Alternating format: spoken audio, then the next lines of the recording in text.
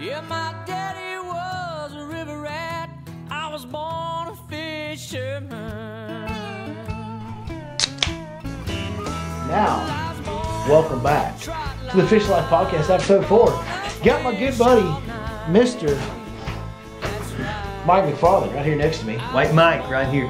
Miklo Blanco. Say hi to the folks over there as well. Miklo, what's up? There you go. It's just me and Mike. No Chris tonight. Chris is MIA, coaching baseball, I think he said he was doing. So, no Chris tonight in a tournament. Normally Chris is here. I've got to pull double duty and make everything happen over here, and I really don't know what I'm doing, like, at all. I think that's pretty cool, though. That guy's pretty dedicated to the children. Like, that's one heck of a commitment. I think it's because he's on, like, the same intellectual level with them. He might be, yeah. I'm pretty sure that's what's going on. I haven't met him face to face yet, but I've had plenty of conversations with him, and I certainly like him, but I think he might have something there a little bit. He's still a kid at heart. He is. And we are drinking the requested Lone Star beer. Somebody said we need to drink Lone Star. We're drinking Lone Star tonight, folks. Huh? Ooh, is it right? Boy, you better go back to California talking about beer. It. Yeah, it's the national. It's a Texas beer. It's the national beer of Texas. That's Texas. But where does it say? It says that on here somewhere. It's greatness. Right there. I see it. I can't read it, but I see it. The national beer of Texas, folks. Because Texas is a nation, in case you didn't know. What is up, man? We always like to start off live and get some interaction with you guys going on. We got a lot of folks joining us already as is. We didn't even advertise it or announce it. We just said, let's go do it, and they come anyway. So we really appreciate that.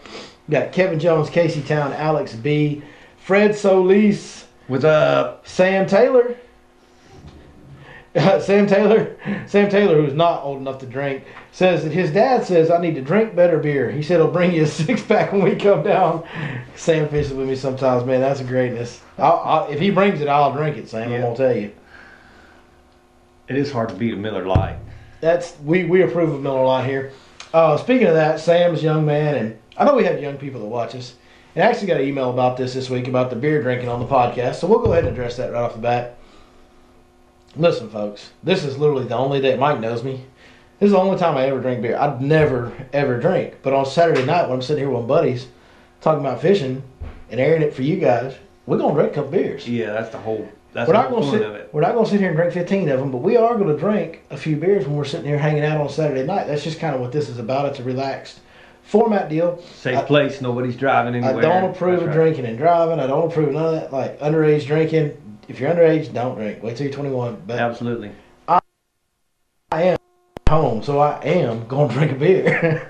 And see, I'm driving home, so I'm not going to drink a beer. He's not drinking a beer. He's also a nerd. I'm just saying. I just done my share drinking in the young days, and discipline today. Seabach is here. Seabach made it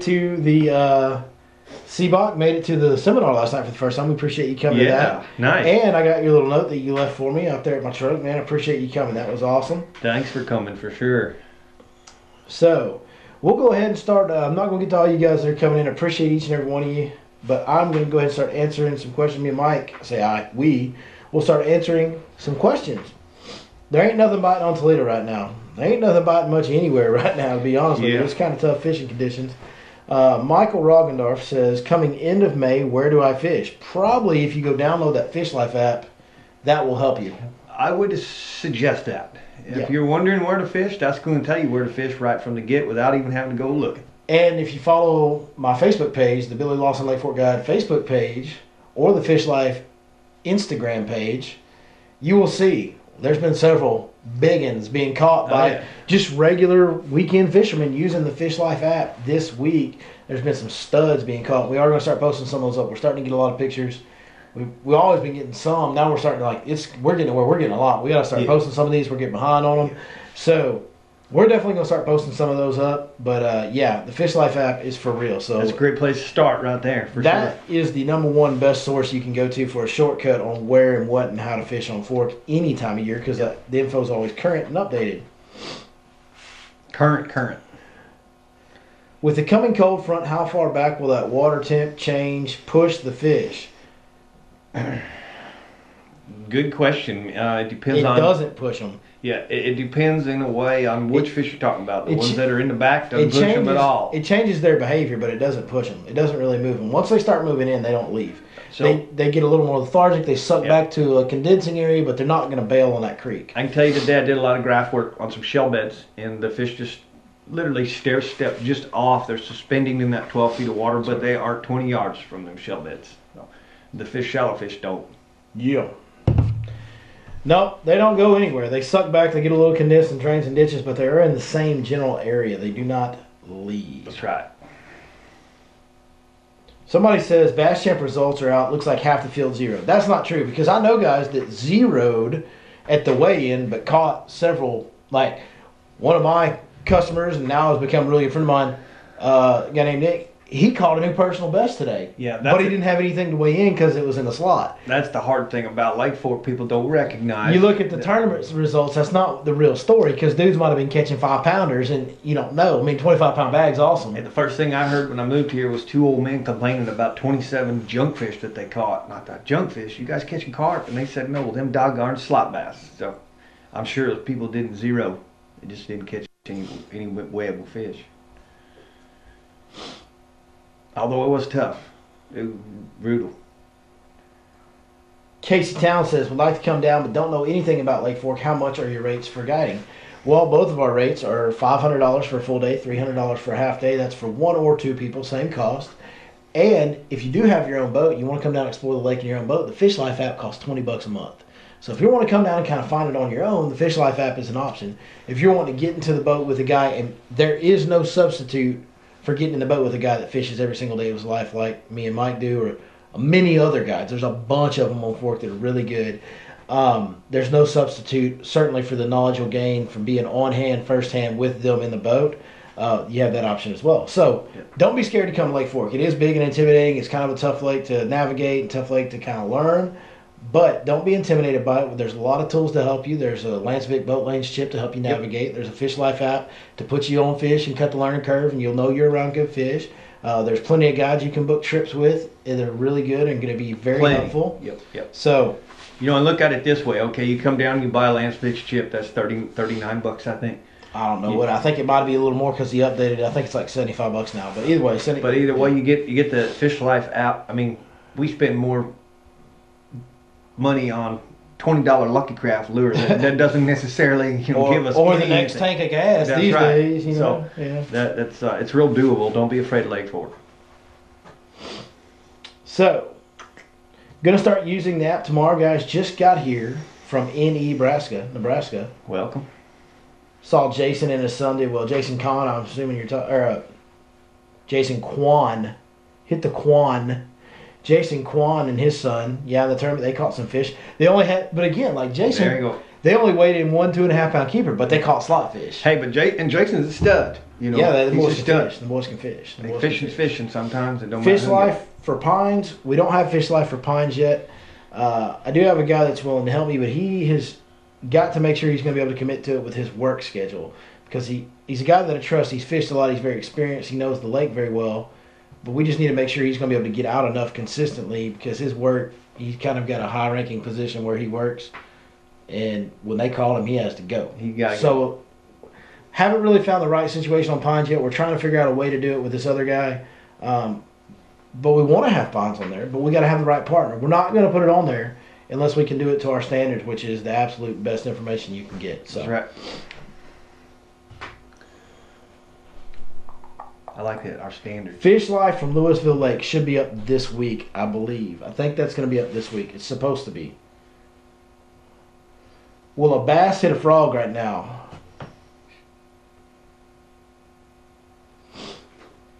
They're getting shallow enough. I'm just saying. It's tied on my rod on the deck of my boat. I haven't had one eat it yet, but they're getting shallow enough.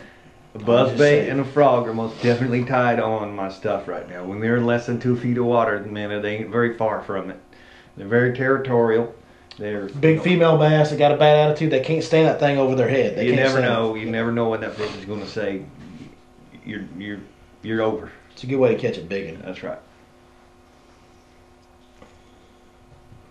Where's a good place to stay on Fork where you can plug your boat in? Lake Fork Marina. Hands down. Best lodging. You can plug your boat in at every single room that they have. They're the most accommodating people you'll ever meet. The customer service is through the roof. The restaurant is outstanding. Safe. The tackle store is very awesome. Like, Lake Fork Marina is the deal. It's the deal. It's super safe too. You don't have to. I really wouldn't say leave your stuff out on the deck of your boat, but I'm telling you what, you could probably leave your deck and never have an issue. Yeah, I mean, you probably could. It's nothing. I mean, it's just such, when you're inside that Lake Fork Marine facility, it's so safe and secure. Clean, neat. There's no garbage. It's just many friendly people that live there in their RV park, and the people, or not live there, but have their weekend camp. Family oriented. I give it 5 stars. It's our 5-star place on the lake. I give it a 10. 10. Freaking 10. Oh. Fish Life for bank fishermen. You know what? That's actually something we need to do. We need to put some bank fishing spots on there and do a bank specific package for Fish Life. That's a really good idea. We need to do that. Sure. We need to do that. That is a good idea. The problem is the time factor and the time crunch for me. As soon as I can, we will come up. Actually, you know what? You might could knock that one out, huh? Mm-hmm. I'm thinking already. We're going to go to work on it. We're going to go to work on that. Look, announcement coming soon on the bank deal. Yeah. Too many Lone Stars. This is just the first one, but I plan. I'm just high on life, baby. That's just me. When should the first wave of spawners come in? They're in. They're sitting there waiting. They're in. Yeah. They're in. They're just kind of sitting there waiting. You remember that warm trend about 3 weeks ago? That's when they came in. First wave. Yeah, that's true. Remember, they didn't start spawning yet. Right. They haven't started spawning yet. I don't think they have. But they come in. But they're in. They just ain't doing their thing yet. Remember that first small wave? That's your smallest percentage. A lot of times it is your biggest, most mature fish. Those have come in. I'm not saying you're not going to have teenagers in a lake like Fork that's full of giants. We got plenty of giants coming. But in tradition, that first wave, most of the time is February all across the U.S. It's your most mature. It's when you really see a small amount, but big ones. And we're kind of coming to the end of our live section, so we want to go ahead and give Fish Life app the full plug it deserves. This is the Fish Life podcast. Fishing is our life. Yes, it is. And when fishing is your life, Fish Life is the app for you. Yeah, baby. Huh? It's I forget what else I say for you. There's something else. Something else I say. It's soon to be the apparel for you. It's the podcast for you. That's I forgot the podcast part. Yeah, it's the life for you. It's the podcast for you. It's the app for apparel for you. Yeah. So Fish Life is an app that we have created, and it's got the most detailed, up to date. It has nothing but guys like me and Mike that spend a lot of time on the water, that are really experienced, efficient fishermen. They go out and practice it every day. Not saying we're the best, but we work really hard at it and we're really passionate about it. And we give you more information. Now, what we are the best at is the information we share. We share better information, more in-depth information than anybody else in the world will. There's nobody else that will give you any more detail than we will, and I promise you that's a guarantee of mine. Yep. And what mine we do, as well. And what we do is we put that on an app, and we update it. And every time something changes in the conditions, these spots stop holding fish and these spots start holding fish, we put new spots on the app. So this app has fishing locations on it, and when you click those map pins on those locations, it gives you a detailed explanation of kind of what area you're fishing, what baits to use. It just gives you all the things that you need to know. A lot more than you expect. And you know, and honestly, as I begin to do my work on that, that's the hardest part. That's where I really have living up to the expectations. Yeah, living up to expectation, and not only finding and figuring the things out is what I particularly do best, but to be able to put it down and convey it to you in that message, that's where that homework. I really spent a lot of time that last couple of times. I know you have, and making darn sure that, and that's where it's at. We appreciate it, and we expect nothing less, and we won't accept anything. That's less. right. Yep. That's exactly my point. And we have these for several lakes. So right now we have them for Ray Roberts, Lake Texoma, Lake Fork, of course. We have them in East Texas Power Plant Lake package that includes Lake Welsh, Lake Monticello, Brandy Branch Reservoir, and Martin Creek Lake as well. We also have Lake Conroe, Lake Falcon, Lake Louisville, Lake Grapevine should be coming this week. And we're not going to stop there. We're going to keep working to build it out as the year goes on as much as we can. So you can always go download it for free. Check out what packages we have available. If you find one that works, that correlates to the lake you want to fish, go ahead and subscribe. You can unsubscribe anytime you want. When you subscribe, you get 30 days access to that package from that day. So it's not like if you subscribe on the 28th, you're going to get recharged on the 1st. That's not how it works. It only goes in 30-day increments. It doesn't matter when you start. So try to make it as user-friendly and easy as possible and deliver the information the best we can, and we're really proud of what we've accomplished with it. We're super proud to be a part of it. And I'm so grateful the success rate for you folks, for the clients, has just been... Folks are catching them on that app. It's been more than I even expected. You know, I had a certain expectation. Folks are catching them. Yeah. They're catching them. In fact, we had some folks that had never fished Martin Creek Lake, downloaded the Fish Life app, practiced for 2 hours early in the week, and went out and won their tournament, won big bass. Like, yeah. And I've had, what more proof do you need than that? That's right. I mean, it's a great feeling when you're a guide for a living. You like to put people on fish, like to put them in your boat, like to see them catch fish. But then when this week I didn't tell you, I had a couple of different people that pulled up to me on the parking lot and thanked me about that. You know, it's your baby there on Fork with the app, but they actually told me they come to Fork all the time and they never catch fish, and they grind. They love the lake, but they grind, and using the app they caught fish. And that's what we do, man. That's the reward for us. And it's not my baby, dude. We're all part of the same team. You know what I mean. I know. That's your homework. I know. I do the homework for it. We're all part of the same team. It's not like you don't help me with my homework. Darn right. And I don't help you with your homework. That's right. So we're all no I in team, but there is an I in win. And that's the other plug we need to give you is yourlakeforkguide.com. And we really feel like we offer the best guiding experience, and not because we're the best guide or the best fisherman or anything like that. Because we are going to work as hard as anybody out there, or harder. We're going to work together more so than anybody else will, with me and Mike and several other guides that we work with. One thing we're also going to do, we don't mind sharing trips. If we talk to you and you have a specific list of needs for your trip, and me and Mike ain't the best guy for you, we're not going to take the trip. We're going to send you to the guy that's the best. People ask me all the time about electronics tuning for Lawrence Graphs, and I say, hey, you need to call Mike. They ask me about hummingbirds. I say, hey, Ronnie Kelly can do it. Slade Doherty can do it. These guys are great at the electronics deal. Like, we don't, just contact us. If you're looking for anything out of a fishing guide experience at Lake Fork, yourlakeforkguide.com is the best place to go. Well, honestly, you know, a comment to that I have is when we say we're not the best, but I can tell you that without any ego, the reason that we're effective is because we put you first. So if there anything makes us best, it's because we're putting clients first, and that's what it takes, is to be able to have that team. There's no other team, absolutely. And you completely share putting them first. Absolutely. That makes all the difference. Absolutely. One more question, then we're going to cut the live. Let's see. Recommendations on winter fishing gloves. Appreciate you guys. You're doing great with all the information you give. Well, first of all, Michael McDaniel, thank you very much for asking the question tonight. Thank you very much for watching. Mike, best winter gloves. What do you got? Best winter gloves? Hands down, Sims. You know, there's some new stuff out on the market. I saw Josh Bertram talking about some pretty cool gloves the other day, and I know they fish in some pretty doggone brutal conditions on the East Coast and stuff. But I've run Sims for quite a few years now. They've got the wind stopper. They've got your Sims wool gloves, and I just never ever had cold hands when I wear the Sims. So somebody said that can has an empty sound. It's getting close. I'm not gonna. There's still just about that much left in it, but I don't waste. I don't waste any beer. I think he saw more of an empty tip than an empty sound. It's getting there. Yeah. It's getting there. It's almost empty. It's almost ready for a new one. But right now it's time to go ahead and wrap up the live portion. We will continue the rest of the podcast as always. We do not have the call-in phone tonight. Chris has the call-in phone and he's not here. No call-in phone. We're really sorry about that. That will be back next week. So if you happen to be watching this next week, you can call us anytime from 7 to 9 p.m. on Saturdays. Call or text. You have comments, questions, just want to come on and talk to us and be part of the show. You can contact us at 903-519-1542. We'd love for you to be a part of it, folks. And not tonight. We don't have it tonight. But next week we will have that. Hey, thank you guys for joining us live. Make sure you catch the rest of the podcast on Tuesday evening. And it will be on podbean.com or the Podbean app as audio file podcast form on Tuesday evening as well. Hey, let's take one more question. It seemed like a whole bunch of people came up. Let's just give them a little... we got one more question. We do have a lot more people. Let's go ahead and give them this little extra respect. Give them one more. When is it going to warm up? Don't ask the weatherman. Ever. They done took the 4 off the front of it. We don't even know. How much did you say Fish Life is for Fork? The Fish Life subscription for Fork is $20. When the bass are spawning, do you think any would spawn in shell beds?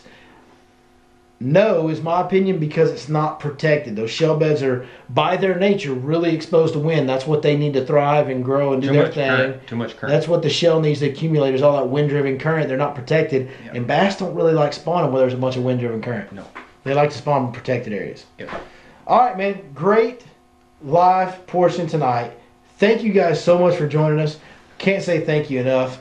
Mike, we'll see them next time, Thursday Night Live. And the rest of you podcast guys, just blink of an eye. We'll be right back. Well, folks, we messed up. I accidentally opened my beer off the air. So, Mike, give us the... That was weak. That was like a California version of a beer top opening. That was definitely not Texas certified. But, you know, why not? Let's just dig on right into it since we're going to go there. Yeah. Let's talk about California versus Texas fishing. Oh, man. Big difference. So I'm going to let you go first. Woo, big difference, big difference. There's only a few lakes. Because, well, so for folks that don't know, that might be watching out there, Mike is originally born in California. You're from Arizona born. Arizona born. Yep. But you did a lot of fishing in California. But and I live with my sisters in California, so I've spent probably 50-50 of my life in both places. Okay. A lot of my fishing in California, a lot of my teenage years in California. And a lot of professional fishing in California. So a lot of California experience. Now you've been over here, based out of Lake Fork, fishing all over East Texas for several years. How long ago did you move to Lake Fork? I moved here December 2013. So I've been here 5 full seasons. Going on your 6th year here? 6th year. Okay, so now, prefaced all that to say that you've got the experience at both. So California versus Texas fishing, what's the difference? Oh boy, it was a humbling experience to come over here. First of all, and more of the northern strain, the Florida strain, the Florida hybrid. We do have some Florida fish on the west coast. We do have plenty of big fish on the west coast. Dang, trout eaters, man. They're trout eaters, and you know they're discovering some things, some deeper things. We have a lot of deep born lakes that are literally 200, 300 or more. They're steep, they're rock, there's no wood. A lot of them there's no vegetation. There's just nothing. So first of all, between clarity and these are man-made reservoirs, regardless. But you're talking about a shallow man-made reservoir over here in Texas versus these deep man-made reservoirs. Lowland versus highland type situation, right? And like you and I have talked before, you know, we have a couple lakes that are say 2,000 surface acres. They're only a couple thousand surface acres, but they're literally away from me. I don't want you closer to me. Like you said, get over. Listen, folks, I tell the man to slide away from me, and he gets closer. Dang Californians! All right, go, buddy. I'm sorry. We were talking a while back about the amount of water. So I was thinking, all right, we've got 27,000 surface acres on Lake Fork at an average of 35 feet, 40 feet, let's say, overall, the lake. Well, you got only a 2,000 surface acre lake, but it's 300 feet deep. You still have probably more volume of water in that. Maybe, yeah, I don't know. I'm not real good at math, folks. I fish for a living. And so there's a lot of differences. You know, thermoclines, for example. A thermocline is a good thing. In the ocean, there's 2 or 3 thermoclines. In our deep lakes in California, they set up double thermoclines in some of those lakes. And the fish can actually use underneath thermoclines. So in Texas, they don't. There's no oxygen. So you got a lot of differences in the fish species, the genetics of the fish, regular, just plain spotted bass in Texas don't grow to 9 or 10 pounds. So they do on the west coast. We can't even hardly get them over 2 pounds. That's right. And a lot of that has to do with the trout. So we have stock trout lakes. Well, there's different strains of spotted bass. I'm not sure that we have the same strain. I would because there's like, the Coosa River spot will get real big, but the Kentucky won't. We got all Kentuckys here. Yeah, right. And I'm certain that that's part of it too. But ultimately, the biggest difference is the clarity. Most of those lakes over there are so clear that you can see the bottom in 100 feet at 1 o'clock in the afternoon when the sun shines. And rule of thumb is if you can see the fish, that can see you. And so, I've had that difference of the body of water being shallow, the different type of fish itself, and a Florida strain, we know they come from Florida, they came from a place that just doesn't ever winter. So although they do so well in Texas, they don't like winter. They don't like cold. And so I'm certain they've been here 36 years here. They've adapted, and a lot of these fish can still be caught in the cold. But in most cases, when that water gets real cold, Florida strain are really unhappy. So just to point out some differences. You know what's kind of weird about? So you say that, and you know what I've kind of noticed, and not to get too like in-depth instructional, but they don't like the cold. And when a cold front hits, post front hits, they can shut completely off. Yep. But what's funny is the extremity in which they swing to turning the off switch. That's right. As soon as you get a warm trend or the warm switch hits, like the on switch swings just as far the other way. So, yep. Northern strain, I would just, to sum it up, say northern strain or regular bass, whatever, little bit more consistent, don't get as lethargic in the cold, but they don't get quite as amped up. So they go with the bad, right? It's tougher when it gets bad, and it's better when it gets good. That's right. And honestly, they are still even different there. So like these Florida strains can be finicky with a 2 or 3 water degree change. The northerns can handle up to 5 or 7 before we see them start to get that lockjaw. And they got to acclimate. But the other difference would be perfect example. Fork right now. We had to move in. We had a cold front hit. They don't really back out. In the clear water lakes, they get kicked out. And I told you we weren't supposed to be real instructional on the podcast, but your mind just doesn't. It's so hard. It's all you work. I'm trying to talk to you. I'm over here thinking about California versus Texas fishing, like eating crappy Mexican food versus good Mexican food, and all Mike's talking about is like all the science stuff. It's hard not to. That's why I'm more. The fat kid's over here thinking about the different Mexican foods, and Mike's just over here nerding out on all the science. Let's talk about some other things, like launch ramps. It's crazy, man. Launch ramps. Over there, there's something like 10 freaking lane launch ramps. 10 lane launch ramps. Multitudes around the lake, because you got skiers, you got all. Oh, you got all the other. And you literally have 10 boats launching and recovering at the same time. And a line. And there's some lakes in Texas that probably have that stuff, but we fish in like the rural area. Yeah, that just doesn't exist. That's a lot of it. Marinas. Oh my gosh! if you go down to like Hubbard, you think that's a big marina? Yeah, no, nothing. 3-4 times that with houseboats and cigarette boats and dry lifts and sometimes it's chaos. It's here we get to go get in line. A couple boats might be in front of you, the launch ramp. I've sat in line for an hour and a half just to get into the gates to go into lakes over there. So. A big volume of fishermen. I see a lot more boats over here. I see probably 100 to 1 boats. So, wow. I know like your high school here, you got 300 to 500 teams that'll show up. Yeah, sometimes. If they break 50 teams on the West Coast, it's exceptional. A big deal. Yeah, it's a big deal. Yeah. These old rednecks like to do that bass fishing. That's right. And I think it's kind of the culture. It's parents in the outdoors still. You got a good core of grassroots over here and a real urbanized on the West Coast. Mm-hmm. I do like the smallmouths. We got some smallmouths over there in those lakes that I see in that Rayburn 6-pounder. I don't like Lake Rayburn, but you mean Ray Roberts? Yeah, Ray Roberts. Yeah. I didn't know I had smallmouths. That might change my thoughts. Grapevine's got really good smallmouth in it too. I ain't caught smallmouth in 6 years. And maybe we ought to go over there one day and just go catch a smallmouth on camera. What do you think? That'd be fun. Let us know in the comments below if you want us to go take a trip to either Roberts or Grapevine and go specifically target some small jaws. I'm in. I've never done a smallmouth show. I ain't ever really caught hardly any smallmouth either. So good forte. I've hardly ever caught smallmouth in my life. Period. I grew up fishing smallmouths when I was 5 years old on the Black River, and it really became one of my preferred fish. It's a fun fish. It's different. It's definitely different. Its life is different, but they're unique. They're so much fun. The bronze football. I'm in. Yeah, it's a bass, man. If I can throw an artificial bait on a bait caster, set the hook as hard as I want to, and lip him when he gets in the boat, I'll catch anything. You know what you would enjoy? You would enjoy Lake Havasu, where we have what they call the mean mouth, which is a small mouth. Yeah, and them, baby, they are cool looking. They are the coolest looking bass, man. There was a guy caught a record on that. That may have been Ray Roberts too, where somebody just broke like the state record, I think, for mean mouth off Ray Roberts or something like Probably that. Probably in the 9-pound range, 8-9 pounds or better. I don't remember how big it was, but I think it was last year when that happened. I remember getting just a little bit bigger than the average. I remember they did like the fin clip, genetics test, and it come back to be a mean mouth. I remember that. They're really cool looking fish, and they are definitely named accordingly. It's pretty neat. Good attitude. What else? California. A lot of swim bait stuff all year long because we got that clear water. So that's some fishing. Let's talk. That's a great one to do. California versus Texas. That's a sub-segment. California swim bait fishing versus Texas swim bait fishing because it's way different. It's quite different. There's some similarities. Clear Lake, I'm going to throw the hit stuff just like we do here. Yeah, but even more so than colors. Like in California, there's more trout-specific stuff. It's kind of more of a one-bite giant fish deal. Yep. Whereas here, swim baits can mean a whole lot of things. And the number one thing that I would say that's like the biggest difference is in Texas, you can catch numbers of fish on big swim baits. Yeah. And in California, you really can't. Like, it's not very common to catch numbers of fish. It's kind of a one-bite monster fish deal. Whereas in Texas, it's kind of like, you might catch that one-bite monster, but you might also catch 30 fish. That's right. And that just doesn't happen in California. Rare. I mean, there are some days it's fishing, but you're right. That's a good point to bring Not up. anymore, really. I mean, there were some days. You might have to say there were some days where you caught those in California. And a lot of the same thing, that politics and everything, boy, they've really done a lot of damage to a lot of the lakes. There's the swim bait being held up right there behind you right now. Look at that.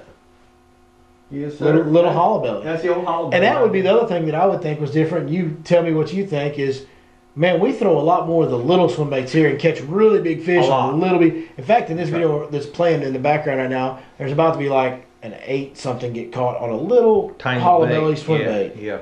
And we do that a lot more here than they do over there. And most of the time there, it's matching the trout.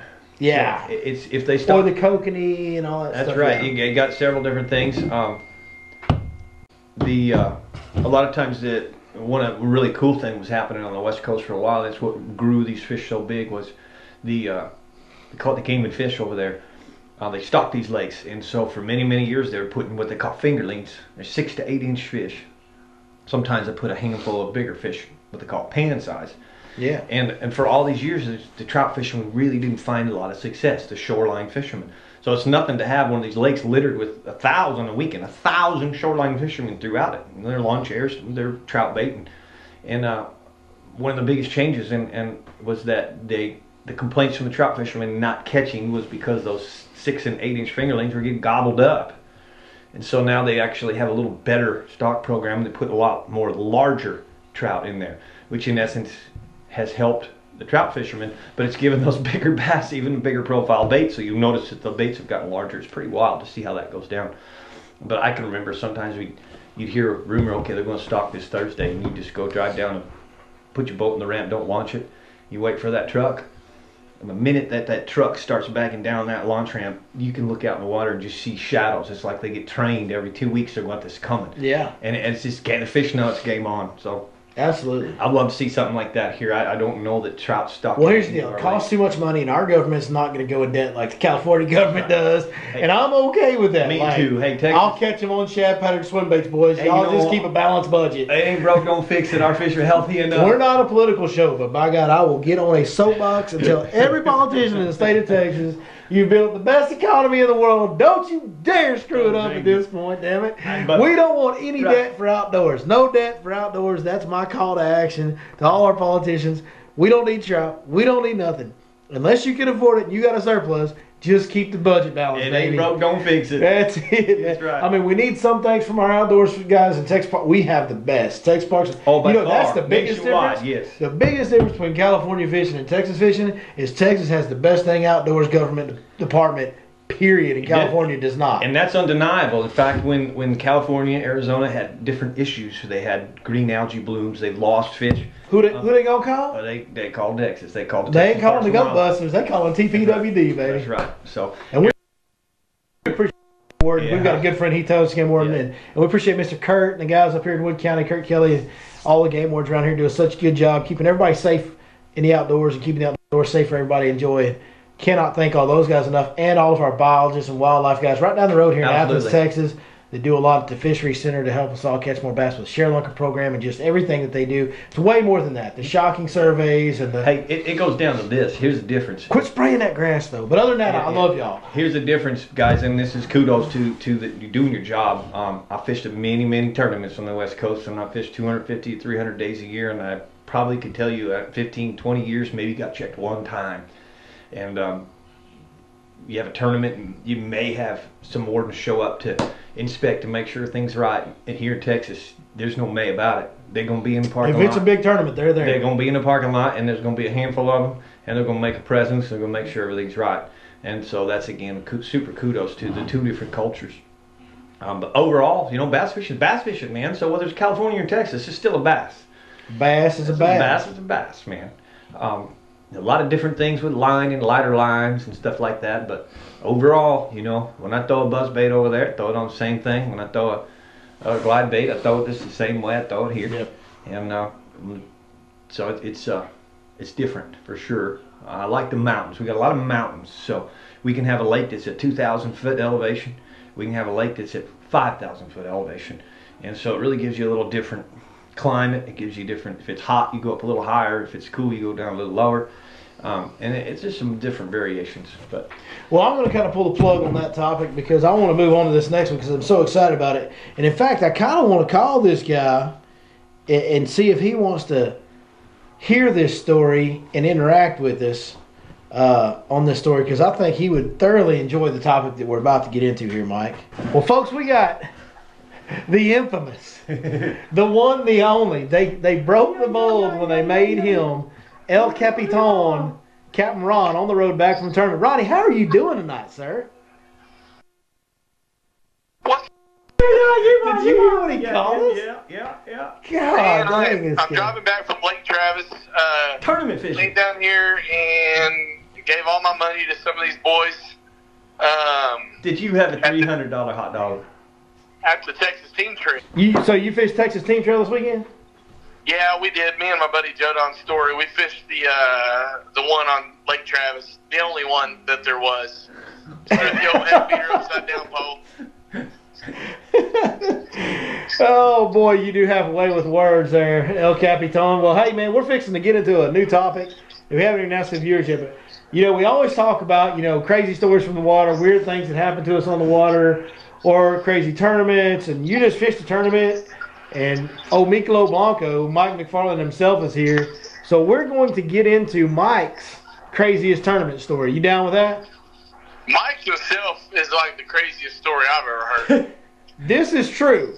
There's lot of hashtag real talk going on right there. Yeah. Like, Mike, I'm down as long as this don't start like the day he was born. That's my only concern. Okay.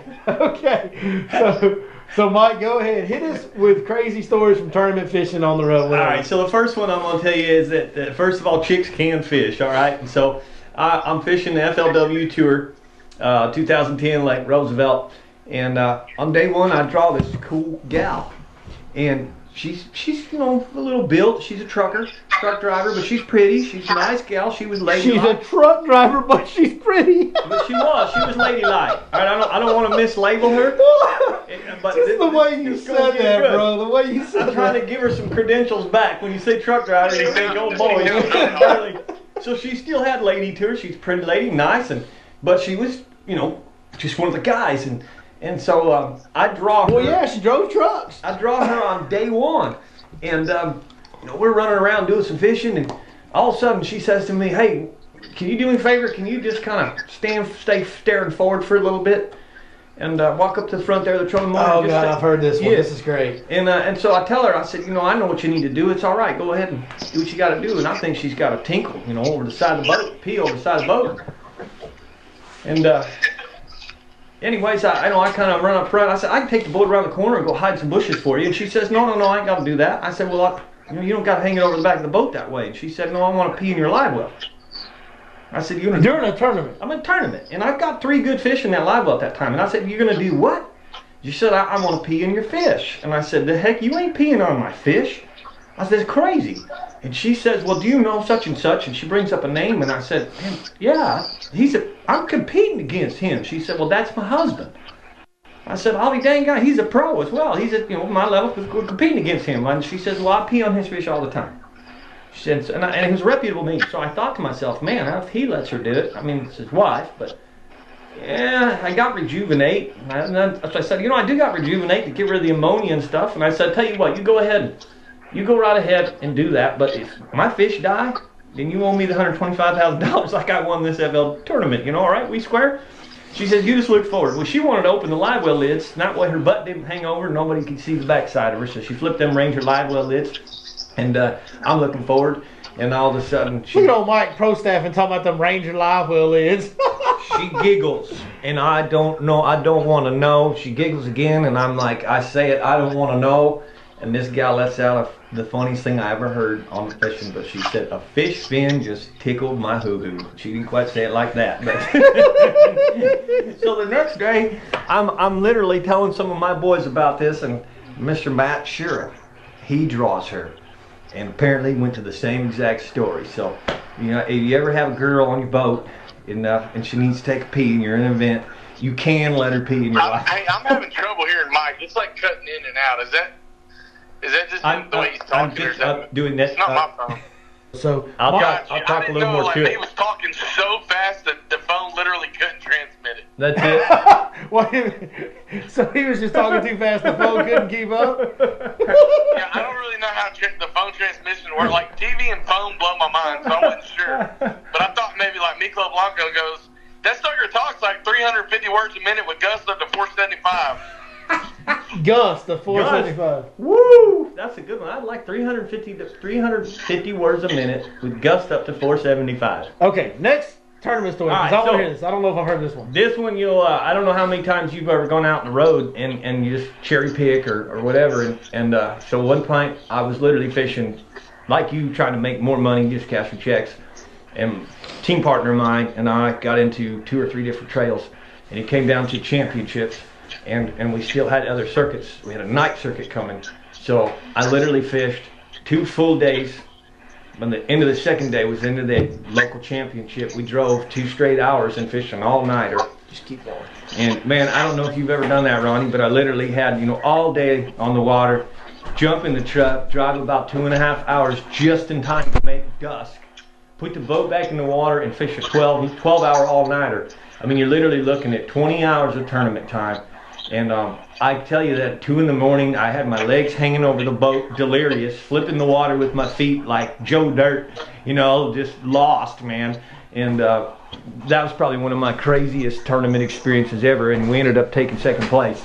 But that 20-hour excursion of 20 hours of basically a day and a half, 24 hours. Point that mic at Mike a little bit more. Point the mic at Mike a little bit more. I'll sit up Mike here a just little needs to closer. speak up. Story. I just want to hear it. I'll speak up. So basically, I was telling you, I fished 20 Wait a hours minute, worth of everybody tournaments. stop. Everybody stop what they're doing. Okay, keep going. So how about you? Have you done anything like, I know you fished a lot of tournaments. Have you had, like I said, I had 20 hours of tournament time, basically an 8-hour tournament, 2 days in a Ronnie, row. tell him about the time your boy was hanging off the back of the boat and you backed him up on Lake Tyler. Oh, Eric was hanging his butt off the side taking the doo-doo. He was like in the water. He was like in the middle of a dookie, just a big stinky dookie right in between 2 islands. But hold on, just so wait a minute, just so like start the whole story from the beginning so Mike can get the full gusto, because that's probably my favorite one. You there? Uh-oh, I think we lost Captain. The octopus in this deal. Captain, can you hear me? Yeah, I can hear y'all. I can hear y'all every other word. You got me coming in? Yeah, you broke up there a minute ago, but we got you right now. I said start this Eric Lushner off the back of the boat story from the beginning, because I want Mike to get the whole deal. Yeah, so let me tell this one. I got one even better. So we're fishing Lake Tyler. I carry the tournament, first time to ever be on the lake. Eric got to go poo-poo, says pull me up between these islands where nobody can see me.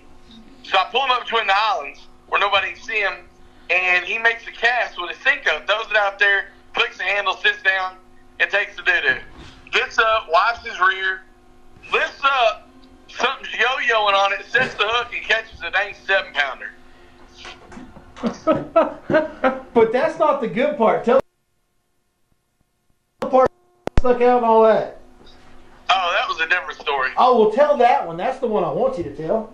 So I'm fishing a tournament with the dude, and the dude, it's like a Tuesday night or something.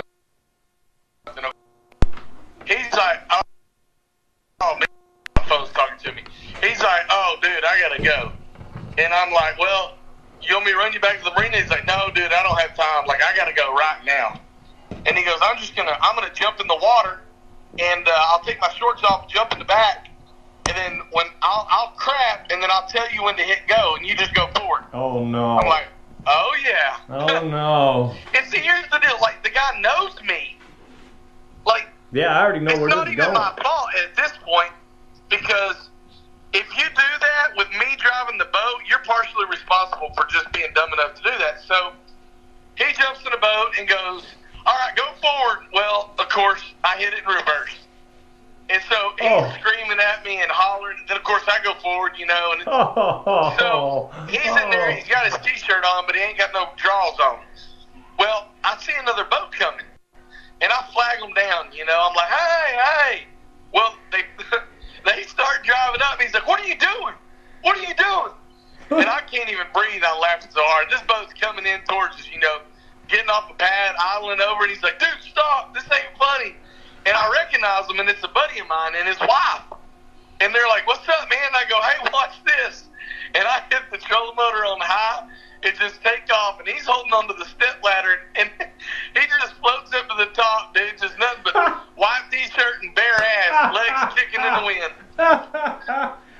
pretty good. That's a good story. Isn't that greatness? That All right. is awesome. You said you had another one you wanted to tell us. So what do you got? I'll tell y'all boys about the very first time I ever fished a fishing tournament. I got out of the Marine Corps, 20 or 21 years old. Do what? I just gave you a yut. Don't worry about it. There it is. You hit the old yut. Huh? Y'all ignore Cyrus. She's telling me how to get to my house. We can't even hear Cyrus. Just tell your story and stay focused for once. So me and Eric are fishing this whole tournament at Martin Creek Fisherman Tournament. First of all, we go to the meeting that Friday night, and we walk in there and we look around, probably 60 people or so, and we're like, man, they are screwed. Like, they are in trouble. We are going to put it on these boys. First tournament, we think we got it won, dude, for no reason. Like, we didn't even practice or nothing. We just assumed we were that good. So let me give you a little rundown. I had never driven a boat before. So I've driven my boat, but I couldn't start it, right?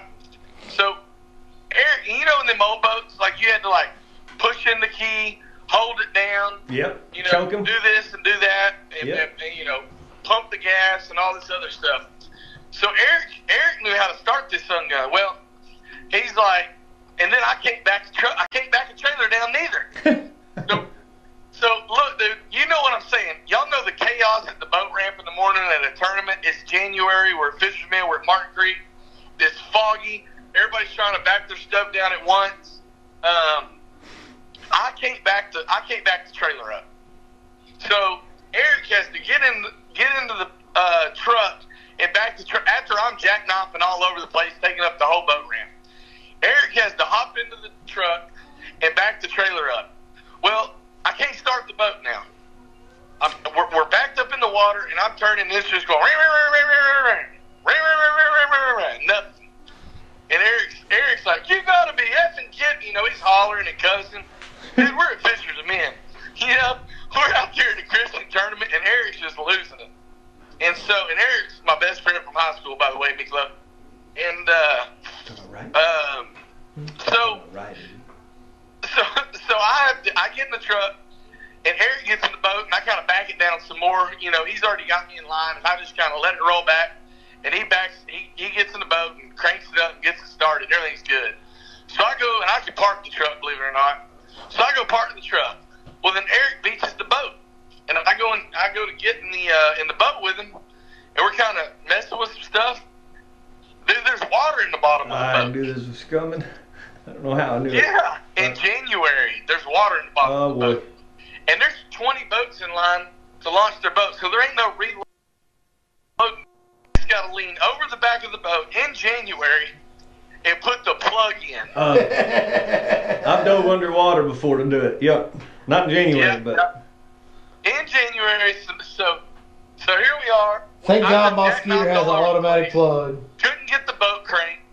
Finally, we get the plug in, and we get up there and we start just talking to everybody. You know, the tournament's getting ready to launch. Everybody's kind of standing around under the awning, chit-chatting. You know, we don't know anybody. We're loud. We're out there just talking to everybody. And some old boy walks up and goes, "Hey, man, is that y'all's boat?" And I turn around and I look, and my damn boat's in the swimming area. It's done floated off the bank. What a day. So, well, at least the plug was in when it drifted off, Ronnie. The boat drifted off at this point. That's what I'm saying. Hey, at least start the boat. I don't think you can hear us. Can you hear us? What? I was saying at least the plug was in by the time it drifted. At least the plug was in, so we didn't sink it. Yeah. So now here's the dilemma. Somebody's got to give Eric a ride out to the boat because I can't start it. So they give Eric a ride out to the boat. Eric pulls up to the dock. I hop in and I say, "Move over." So Eric goes, "Where are you going?" I said, "I'm going to park over here behind the dock between these two boats." And he looks at me and he goes, "Hey, dude, there ain't no way you can park this boat right there. Just go over to the big open spot." And I said, "No, man, I want to park right there." Because that's going to take a little bit of skill. Well, the problem is I didn't really have the capability. I had all the desire, yet lacked all the ability to park that boat behind the dock between the two boats. So you hit these other people's boats. I I drove my boat up into the back of somebody's boat. Oh my goodness. And then I threw it in reverse and hit the dock. Wow. And this was So a tournament that you guys showed up that you was going to win. Hey, we showed up and showed out, Jack. So finally we get all that done, and then my light won't come on. My back light won't come on. And so I'm like, man, what do? I go up and I talk to the tournament director, and he's like, hey, look, no big deal. We'll launch everybody. When we call your number, let's say we're about 10 for sake of conversation. You guys just idle past me and fish for a minute, and once everybody else is gone, then you can leave. You know, rules say you have to have your running lights on. So even though it's daylight, you still have to have a light on. No big deal. So we just got the trolling motor on there the night before, by the way. So dude calls our number, boat number 10. We idle up to him, idle over to the right, put the trolling motor down and start fishing. You know, 20 other boats or however other boats pass by, and he idles over there and goes, all right, guys, hey, appreciate you doing that. You guys can go ahead and take off. Again, Christian Tournament Organization. I'm in an 18-foot Ranger, something 354 XT, I think, with a Mercury 150. Oh, Black Max. Whatever. I grab that trolling motor rope, and I'm finna jerk it up and take off, dude. We're finna go win this deal. I pull the rope, nothing happens. The rope breaks. I fall back and land on rods. Eric jumps out of his seat, dropping F-bombs and mother effer and all this stuff because I landed on his rods. So now we got to get pliers and pull the rope up because I just broke it. So, anyways, we ended up catching like 5 little old fish, going in and getting our butts whipped, and we were embarrassed. Quite humbling. Quite humbling. Yeah, humbly. But I will tell you this, we fished 2 other tournaments after that, and we didn't get a check, and then we went like a year and a half and got a check in every tournament. They were small tournaments, but we got lucky a lot. Hey, you know that saying? And we knew how to use the old egg beater rod for everybody else in these Texas. Listen, that you got lucky a lot because you used up all your bad luck on the first damn day, dude. Yeah. I was going to It was say. unbelievable. Hey, I mean, you can't make that kind of stuff up. No, but you know what they say? You got to fall before you can walk. So you did all your falling. What I take from it is that if a bumbling idiot like Captain Ron can actually make it in fishing, anybody can do it, folks. Yeah, I mean, listen, look where he just came from. So, hey, Captain, I got one more quick one. I won't carry it too long. This is another crazy thing, a crazy catch that happened to me. I was actually pre-fishing with a partner for a tournament. We're throwing some DD22s. And remember, it's Clearwater Lakes over there. My buddy bows up on something. He says, this feels good. And you know how real big and it'll rise real slow. You know, and you know that. You see that line coming out there slow. So this line's rising slow. Man, he's got a big, and this is going to be a good fish. Doggone it. You know, we should have saved for tournament day. That's what's going through our mind. And as this thing's rising and rising, and all of a sudden it gets in about the 12-foot water column, and I can see it. And I'm thinking, my head's already spun. I'm like, there ain't no such thing as a freshwater stingray. But there is the shape of a stingray coming up with a tail to boot.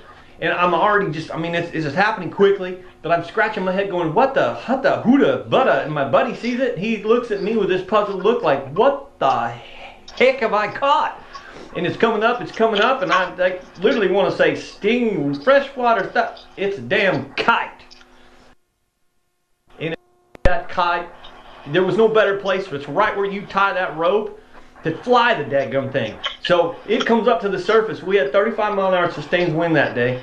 And all of a sudden, as it hits the surface, it flies. It's floating off the water by about 10 feet, and I scream, push your button, push your button. He pushes his button and flies that thing good 200 feet in the sky.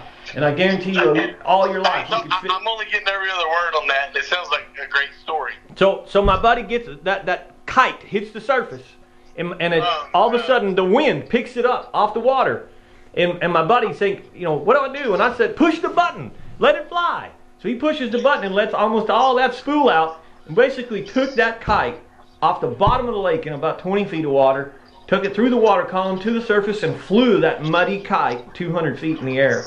And I don't think you couldn't fish the rest of your life and never, ever, ever, ever remotely have anything like that happen again. Them dang West Coasters out there flying kites in tournaments and stuff, man. You never know. There you go. Well, what else is going on? What else? I've never caught a kite. No, I've never caught a kite. I did catch a patio umbrella on Lake Hallbrook. I caught the clap at Lake Port one night at Eastport. But Hey, I was over on I was over on Cypress. Hold on, man. Let that marinate for a second. Yeah. Did you hear I was what trying he to just run it said? over. I was trying to run it over. Did you hear what he, folks? You can't make up his fishing stories, and you can't make up his life stories either. Captain Ron is a legend of some sorts, no matter which way you slice it. You got, what did you catch from the fish on fork? No, I said I caught the clap at East Fork one night. Hey, old girl used to be a trucker. Did she pee in your live well, bro? Well, so that's what happened. Listen, here's what happened. I took her and her wife fishing one time. That's what happened to my She fish. said, "Hey, Captain, I need to use the bathroom." And I said, "Oh, okay." She goes, "You mind if I use your live well?" Well, hell, we ain't fishing no tournament. I don't care. She can pee in my live well. So I said, "Sure, darling. Sit over and just make sure you flush." Just kind of being funny. That night I was cleaning out my dadgum cooler in my boat, and I smelled something. I was like, "Man, this ain't right." And I knew I hadn't stuck no fish in my live well. I opened my live well. There she shit in my live well. I That's said, gum. man, It's them truck fishing, them truck gals, boy. It's just one of the guys. Just one of the guys. And this is what we say. It often goes off the rails during the podcast. Woo, son. God. All right, Ronnie, I got one more for you. So this is my experience with these shallow backwaters. And Cypress isn't one of the best to talk about because it doesn't have a lot of shallow backwater, but there's enough. And I get here 2014. I'm fishing the farmer stuff, which is just fun with Kevin Sharp. And Kevin Sharp gets sick, and so I take Brian Jackson with me, and I get him back in this fish's channel bank swing, and we're in some pretty skinny water, and everything around us is super shallow except for the channel bank swing.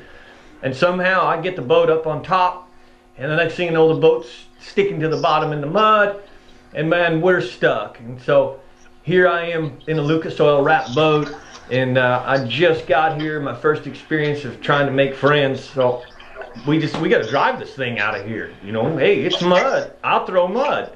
So I lay in and I get to everything set right in the trim, and man, I start throwing this, just letting it get it. And we're moving. And we're moving, we start to make the turn. We're making the swing, and once I get swinged around, we're going to be all right. And about halfway through the swing, over the sound of my engine, you hear this guy screaming, "Hey, what the hell are you doing?" You turn around, and that old Evinrude of mine's throwing about a 75-yard spray of just raw mud, wiping out one of those beautiful, beautiful frickin' boat docks that's got, all the tile and all the stone. I mean, it's just buried in mud. That guy's out there in his yard screaming, "What are you doing?" Oh, no. Yeah, it was pretty embarrassing. So I'll go with your first time screwing the pooch. I came over here in Texas, knew what I was doing, but I screwed the pooch. That was quite embarrassing. We actually did all right.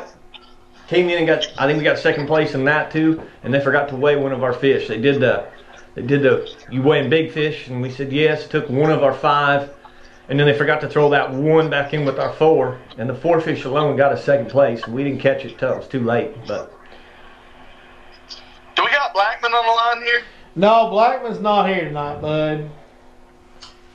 No, Blackman had a baseball tournament. I was gonna say he's out hanging with the trucker gals tonight. Yeah, he's chasing down. He heard your trucker gal stories, you and Mike, and he was like, "Man, I got to go find me one of them." Oh, dude, yeah, Blackman's my boy, man. He's good people. Yeah, he's alright. He's alright. He's queer as a $3 bill, but I like him. Yeah, I would agree with that. I would agree with that. Oh my goodness. Well, Captain Ron, I think we're gonna wrap it up and move on, dude. Get back safe. Where you at right now? How far in your drive are you? Oh, I don't know, dude.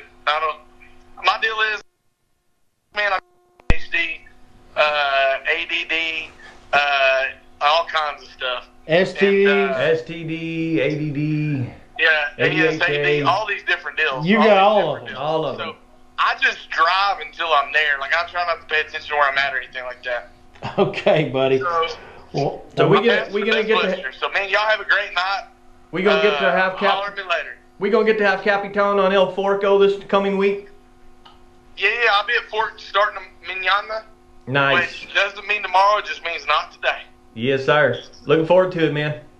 All right, buddy. Y'all get down with a get down. All right, buddy. Have a good one. All right, what's Well, next? there's always a bit of a buffer and recovery period after the Captain Ron calls. You know, he never lets us down, Mike. Never. He always lives up to expectations of debauchery and depraved. Exceeds. Like, you never know what you're going to hear with I that don't guy. know where that guy. There was some of that stuff that y'all can't even hear. We had to cut some of it out. It got a little... Boy, that guy is just, man, sometimes he's like this, too. He's just, Like, I'm not saying that he's wrong, but I am saying he's not right. he ain't right. He ain't wrong, but he ain't He right. ain't wrong, but he ain't right. In Yes. a different way. Yes. Holy cow. I'll tell you one that I want to get into right now. And we did kind of bucket list lakes, I think a week or two ago, if y'all been following along.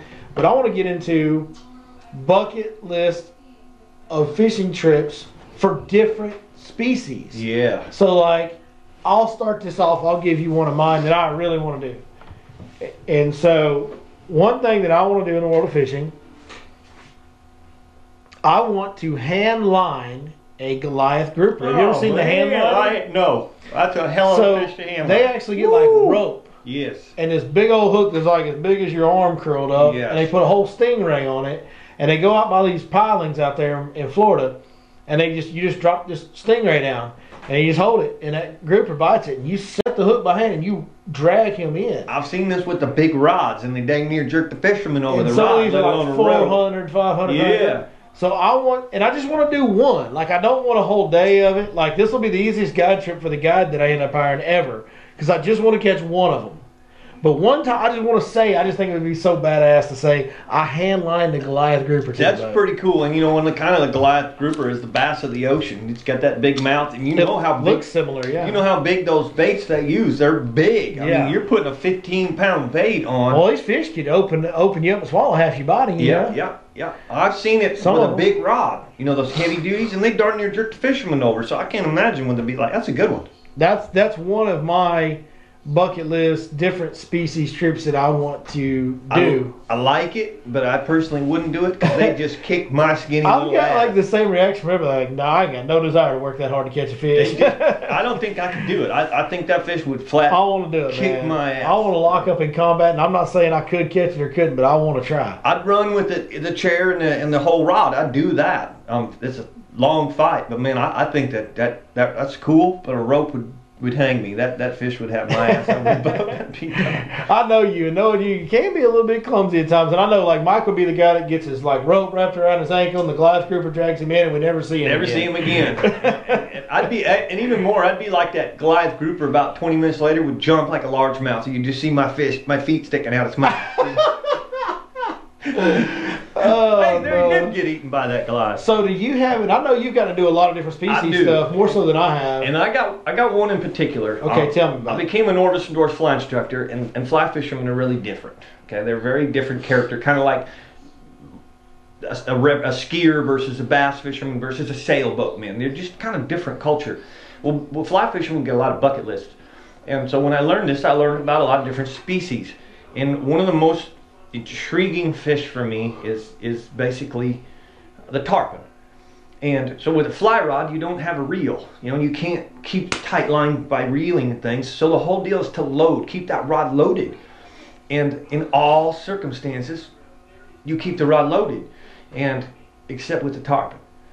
And what it is that tarpon, when it comes out of the water, it has such a head swing. They say as much as 10 to fishes, 8, 9, 10 feet long. And so when that whole fish comes out of the water, he swings his head at such a parameter that you have to bow to the king. That's what they call it. Or it's gone, just like that. So with flies, you got this leader, that's tapering down from, say, fly fishing, for example, for trout, you're going to have a leader that tapers from 8 pounds to 1 pound or 2 pound. When you're doing the sturgeon, you're probably tarpon, you're probably going to have more like 30 down to 15. So you still have that light line to allow that fly to be casted. But I can only imagine that big of a fish jumping like you and I love to have a largemouth, and having to have that moment of dropping all that slack line. Here I couldn't do it. Yeah, exactly. I mean, you think when we drop that line, I'd be turning to the left and real as hard as I could. and it's funny you said that, because when I first learned how to fly fish, I couldn't land any of these fish. And I had a Hutch Hutchinson was one of my teachers from Orvis. And one day I'm out there and I get about 10 or 11 different strikes, takes they call it, and I swing everything right, I load the rod light, and every time that brown trout would jump, I'd lose it. So I called Hutch and I said, what am I doing wrong? And he said, you're probably bass fishing. With your bass fishing career, you're bass fishing. And I said, no, I'm not, man. I promise you, I'm going through all the techniques you taught me. He said, when you go out tomorrow, that first fish is on. If you lose it, ask yourself, were you bass fishing? So I'm out there and I'm doing all the technique right. 10 and 2 with the fly rod, beautiful cast. And man, I get a riser. It's a beautiful freaking brown trout.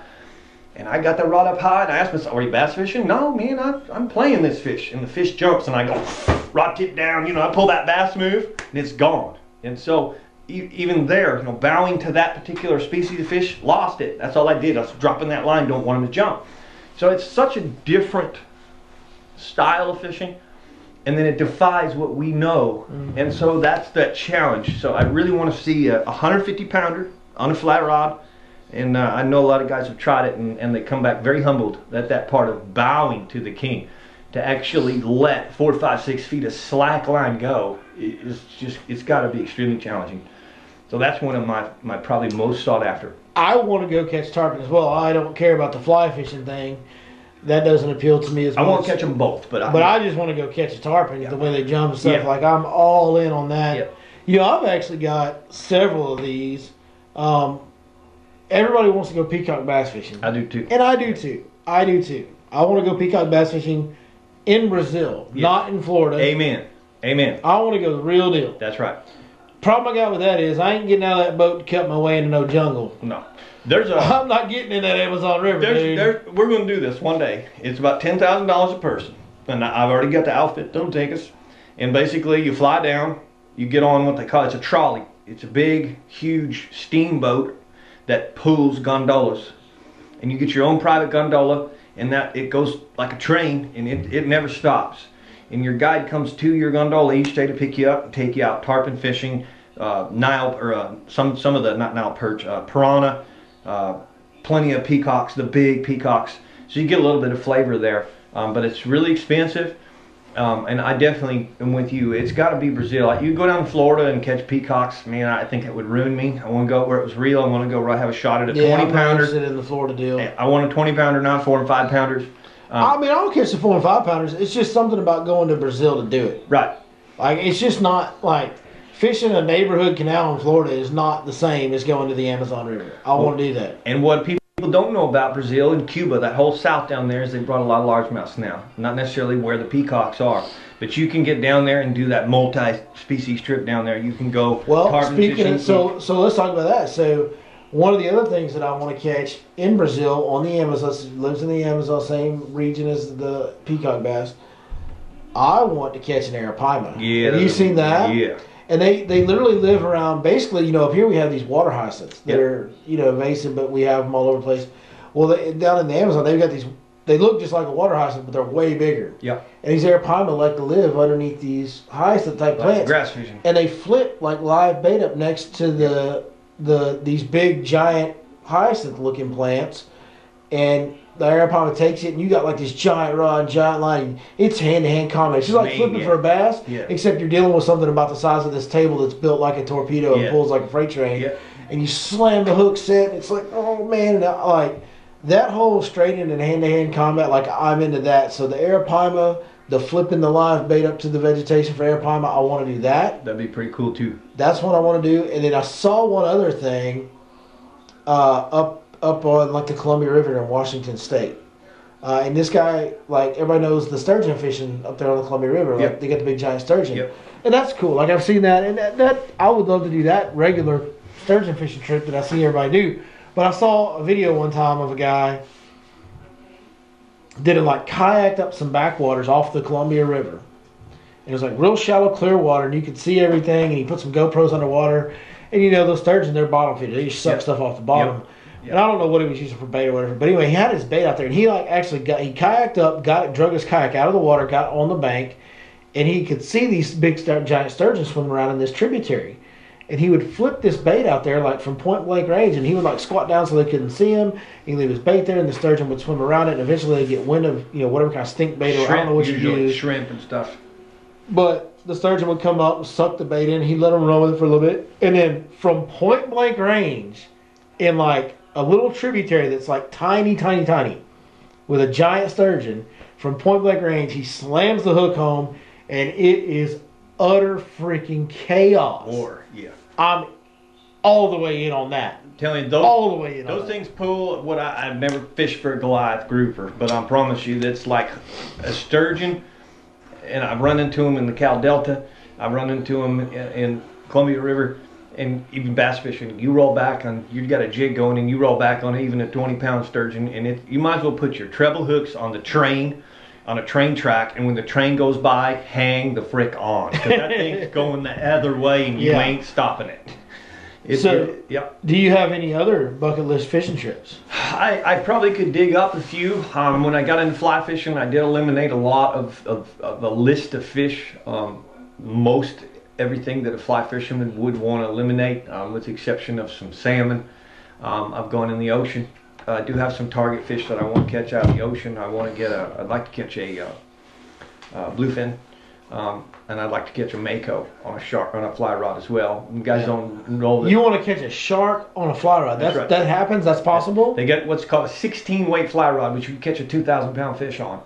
Wait a minute, but I mean, you can get a mako shark to bite something you tie on a fly rod? No, what they do is called a bait and switch. It's really, really unique. The first thing they do is chum and get the fish following the boat.